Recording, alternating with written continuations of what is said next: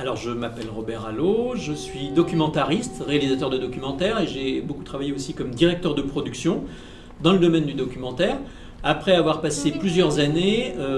dans le dessin animé, à la mise en scène comme premier assistant réalisateur et aussi dans tout ce qui est infographie, habillage pour la télévision, images de synthèse 3D et compositing en général.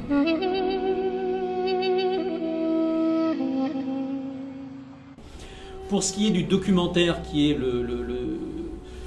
ce à quoi je me suis consacré depuis déjà plus d'une vingtaine d'années,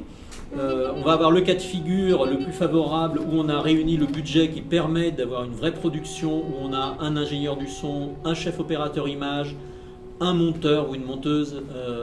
et puis évidemment il y a le producteur, le réalisateur, donc une vraie équipe où on peut travailler dans des bonnes conditions. Mais il y a de plus en plus souvent la situation où les budgets sont restreints et où on est appelé à travailler seul, idéalement déjà avec un chef-op image qui fait en même temps chef-op son, mais même tout seul, où on fait tout seul, ce qui évidemment est très difficile.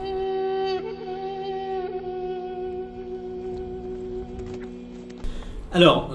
il y a deux choses différentes. C'est d'une part la situation du dessin animé, mais là c'est des grosses productions qui font intervenir donc 300, 400, 500, 600 personnes, donc ça se passe vraiment, c'est des grosses séries en général qui s'étalent sur de nombreuses années, mais plus couramment le documentaire, très souvent un projet,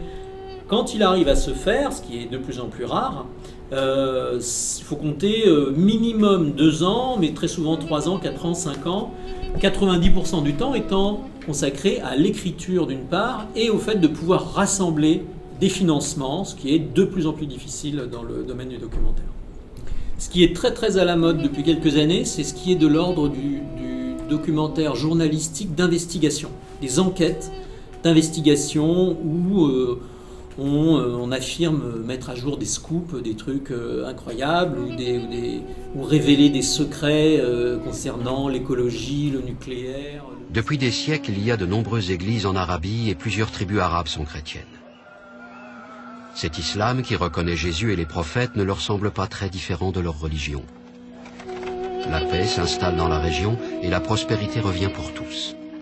Pendant des siècles, la majorité de la population du Moyen-Orient restera chrétienne et pourra continuer de parler librement sa langue, l'arabien.